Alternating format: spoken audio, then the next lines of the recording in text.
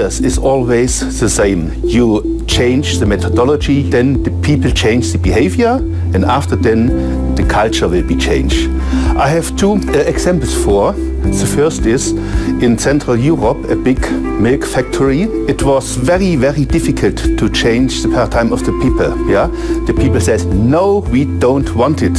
But after 2 months, I had a revisit there, and I saw in a big machine a plate, a name and a picture, and it was written, I am responsible for that machine in case of Kaizen. And that guy was my biggest enemist before.